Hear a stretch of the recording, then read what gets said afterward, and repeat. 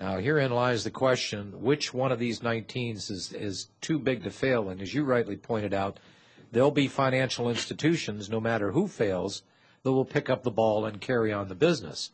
And he's saying that he's telling these guys that the shares would be converted into common equity stakes only as extraordinary losses materialize. Now, this is what he says about the Treasury Secretary Tim Geithner, which is a product of the Citibank or Citigroup. And he said this of Geithner. He says, how much more we'll have to do depends on the state of the banks. And this was the pointed questions that was being asked in these hearings today. What is the state of the banks? Where is the money?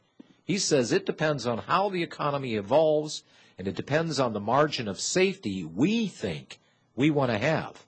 He separately warned that if we don't stabilize, quoting again, if we don't stabilize the financial system, we're going to founder for some time. Well, that means that, John, that they have chosen the banks that are going to survive. And the consolidation will take place, and we'll give them all the money that they need to do so because they're part of the Federal Reserve System. He flat out denied that they had picked Bear Stearns to fail. He says, we didn't do that. Of course they did. Yes, absolutely they did. We documented that rather well. All right, assassination. We'll take your calls directly after this break. 800-313-9443. We'll get this thing on a steaming roll. Saying goodbye to IT people and computer people that came in and infested me today. Very glad to have these guys around. Let's go directly to the phones. Jim in Missouri. Hello, Jim. Gentlemen. Yes. Hey, John, number one, thanks so much for RBN because I would be lost without it. I sent you some money, whatever I could this month, and hope everything pulls out. Well, and if I may for a second, Jim, we did the drawing today for the half-ounce $10 Liberty that Robbie Noel put up. Yep. That from what I understand from Robbie, the value of that is around right around $880. Yep. You didn't win it. Well, darn. I know. And just to demonstrate our impartiality here, it was not Robbie that made the drawing. It was not me, not my wife, or anybody connected with the network or RTG. We had an independent, actually a person in the next building, pull the name today. So we're going to have the dear lady on, by the way, today, which has only been listening to the network for about 4 months.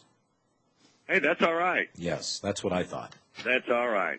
Listen, the reason why I called was, I don't know if you're familiar with this. I think you are because, but I'm working with Dr. Edwin Vieira and Walter Reddy on with a group called the Committees of Safety. Right. And you know what the purpose of that is. Well, I listened to Edwin Vieira on Alex Jones today, and I think he hit the nail on the head. And I'm going to make a statement here that could shock you, but for the first time, I have agreed with Barack Obama. Uh-oh. Okay. Okay, are you ready? Let me breathe heavily here and hold my breath. Okay, go ahead. Well, Barack Obama says that we need a civilian national security force. And you know what? I agree. And all we have to do is go read the Constitution, and the Constitution says that it is the militias of the several states. That's correct. So I'm in total agreement, Mr. Barack Obama, and let's get these state militias back going. Well, I have another bit of salacious little news to impart upon the listeners. Not a whole lot of detail. I've yet to discover the detail, but I'll just give you a little taste of this. I got a call from Barbara Jean. She's out on K-Talk, biggest talk station in Utah, 650 AM. She told me that she interviewed a guest today, and there are generals, military generals, I'm not talking about your militia elected generals, but generals that want to fire up the militias in this country, done along a military line, but on a volunteer basis. If you understood the difference between the Continental Army and the militia, then you got a pretty good handle on that. There's not going to be any pay or benefits, but there will be a structure. And the military people are now looking for the benefit of the private citizen out here against, I guess, what could be perceived and blanket statement, our government to defend. So not only do we have the 10th Amendment resolutions coming out of state houses, we've got Edwin Vieira out there, and he's talking about militia, as has been for years, so have I. But now we've got military and ex-military, very high-ranking people that are now saying, we need militias, and we need them here now.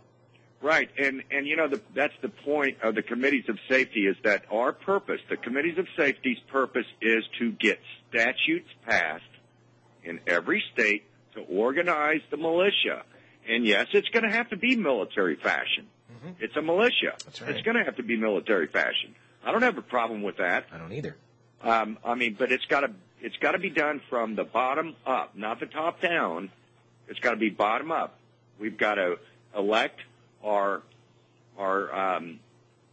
officers in our local areas, and you know they'll be sent up to the state legislature for approval. That's fine, okay, but it's got to be a bottom up deal, and we do need to structure militarily, but we're not talking about a few thousand people. We're talking about tens of millions of people across the states that will volunteer to be part of the militia. And I think that would change things drastically. I think so. I think so as well. It would send a very clear message, because we did the militia thing back in the 90s, and everybody was up in arms. The news media's, well, who are these people that are arming themselves? And gosh, they had Henry Waxman out there saying that, well, these people shouldn't have 50 cals. You know what a clear shot it is down Pennsylvania Avenue? Henry was worried about his own hide, not the state of the nation, and more importantly, why people felt it necessary to form the militias and then have them in place. Well, in all of our history, and Vieira puts it out very plainly, all of our militias were done by statute. All we got to do is get the state legislators, let's pass this statute, let's get it organized, get it done, and get the people trained, and we can do it voluntarily.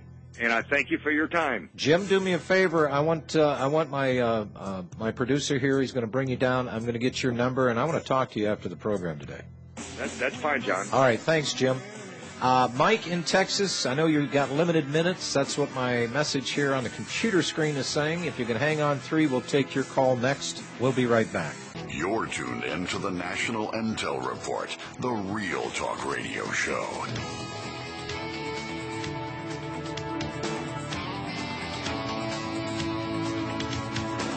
I am having a stapler rebellion today. One, I couldn't get to open up, and I had to pitch the thing because I broke it trying to get. And then this one just triple fed staple.